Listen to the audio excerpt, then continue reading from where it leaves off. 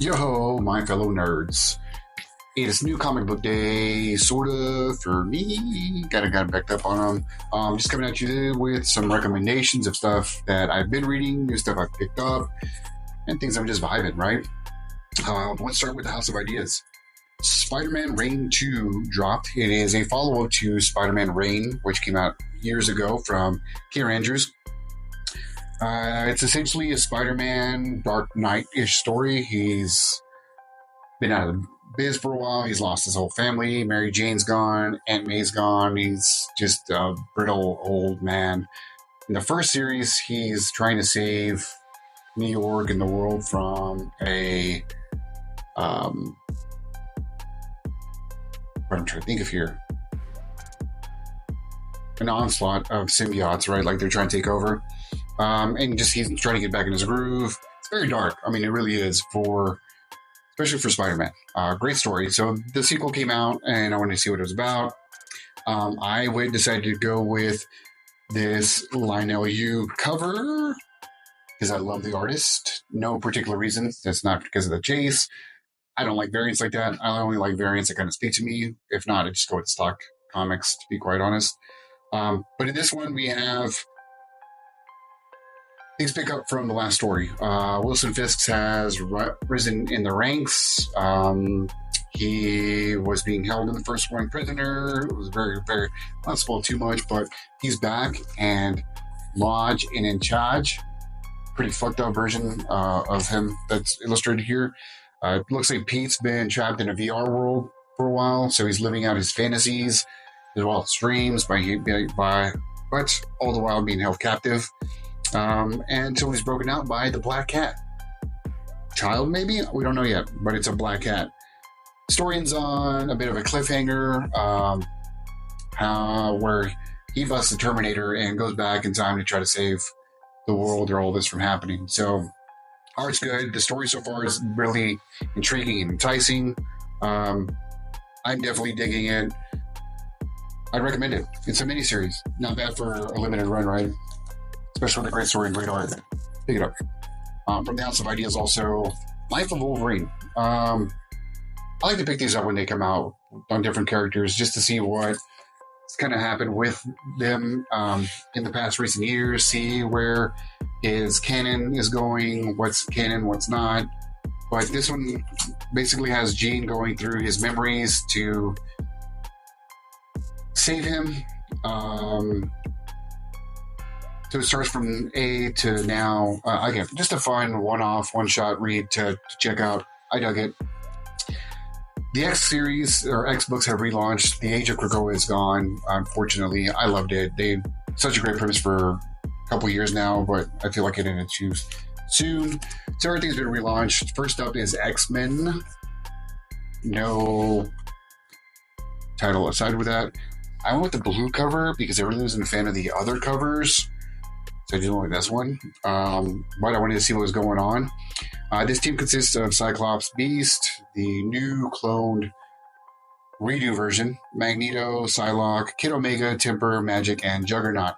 The biggest standing point for me so far in this one has been the chemistry between Magic and Juggernaut. And I don't mean that in a romantical sense, just their banter has been fun. So I'm intrigued to see what happens there. This one's written by Jed MacKay, drawn by Ryan Stegman.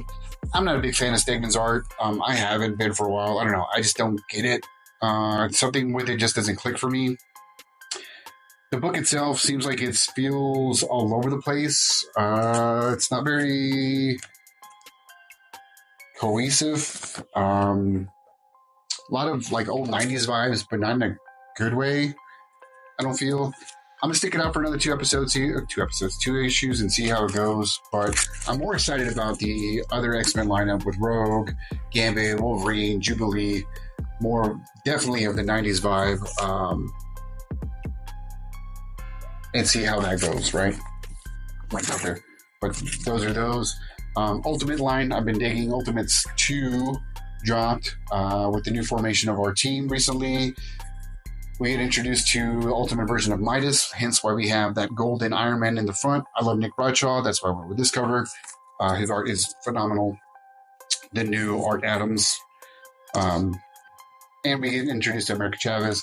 Ultimate line so far has been hitting the points for me. It brings back that old Ultimates vibe. The only one I'm still not really grooving with is Ultimate X-Men, and only because it's clearly a manga book and I haven't been a manga reader, and the art's phenomenal. I'm just trying to see where they're really taking that storyline with these characters, because it's still not really defined yet. And I maybe it's just me. I just need a little bit more definition regarding where this story's going. Get Fury issue number 3. It's a continuation of Garth Ennis's Punisher Max world, right? We dive more into the relationship between Frank and Nick Fury, how they became to rely on each other so much, all during the Vietnam War, which was a huge chunk of Frank's life. Art's been great. Again, Garth Ennis has been is writing it. Jason Burrows, his art is phenomenal in this, and in general, I'm digging it. I think there's 2 more issues to go. The Doom one-shot came out in second printing. I grabbed the first one because I love Sanford Green and Jonathan Hickman. I was caught visually by their Galactus variant, so I picked that up, checked it out. The one-shot overall, great read. So it became very, very popular. I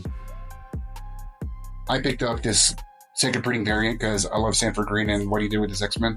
So decided to scoop that up, add that to the PC. While I'm looking around, I didn't even know there's a drop. Looks like they have a facsimile of Deadpool 1, the Ed McGuinness run, the famous What Made Him Who He Is run, with Joe Kelly defining the character. Right in time for the movie, right? I unfortunately lost my original copy in my piece. Well, no, actually I didn't lose it. I still have it. Take that back. Oh man. I don't know why I bought it. I just bought it. And I went ahead and went full 90s and got the chrome cover as well. Because fuck it, why not? Love me some Deadpool. I've been a fan since day one. I'm not about the hype. In the DC world, didn't really see anything that caught my eye or anything that I'm really following. But I have been intrigued by Absolute Power. First issue. Snagged this awesome chromish cover variant. It fucking looks badass, hence why I bought it. Story itself has been awesome. Essentially, Amanda Waller has her own Amazos and is looking to take over the world.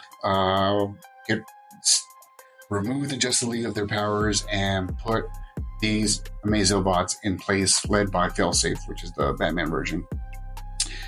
This one is written by Mark Waid. It's illustrated by Dan Mora. I love Dan Mora. His art has been fucking great since day one. I jumped on board as soon as I saw it, and I can't honestly remember what issue or book it was, but I've been a fan. We have some huge twists and turns in here, including a huge betrayal. Huge betrayal. I'm hoping this miniseries pans out because it's supposed to lead to the new Absolute line of comics, which is their version of the Ultimate Universe, which they've been talking about that since Ultimate Comics dropped, 15 years ago? Yeah, it's due time. Earth 1 was a great opportunity. They had some solid books come out of there. They dropped the ball and let that die, which was a fucking mistake. So I'm hoping they catch it right. From the indie world in Dynamite Comics, Space Ghost, by David Pepose and Jonathan Lau. I love Jay Lee, so I've been sticking to his covers. The character is one of my favorites of all time. Love the Hanna-Barbera cartoons. Love Space Ghost Coast to Coast. The DC version, the miniseries that came out years ago, was a good read. This isn't as dark, I don't think. This seems more in line with his canon, I feel, but updated. All in all, it's been fun. It's a fun ride. The art's great. The story's been great. Cool stuff.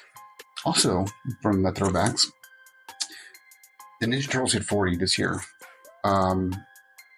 A big staple for so many people, including myself. So with their relaunch continuation that's about to drop from IDW, they dropped a 40th anniversary comic celebration. Kind of gives you a recap of what's been going on with them in the past 40 years. It kind of sets you up to pick up that series if you are. I am, because I really dug the IDW series to a point. I'm not a big fan when there's too many mutants in the books. I liked it more when it was secluded in just the turtles or maybe a couple of other ones, but it just became overrun with mutants. But I'm really excited to see what they do with it because, again, it's a continuation. It's not a reboot. The turtles are growing up and going on their own way. From the Energon universe and the great Daniel Warren Johnson and Jorge Corona. Great guy. Met him. Cool. Love his art. Love what they're doing with this property. Issue 10 dropped. The story's been written, just getting better and better. The battle continues. Shockwave is now on Earth. He's trying to bring Cybertron to Earth. And we've got our heroes trying to figure out how to stop him. Again, Jorge Corona's art has been just impeccable in here. There's a beautiful, there's a bunch of beautiful scenes in here, but there's a really morbid one. It's beautiful, but also haunting with these whales. It's sad. Great book. I really like what they're doing here and the crossovers that are ahead of us between the G.I. Joes. Speaking of which, Scarlet, which is Scarlet infiltrating the Arashikage clan, trying to get her, figure out what's going on with her old friend and mentor, and turns out teacher, Jinx.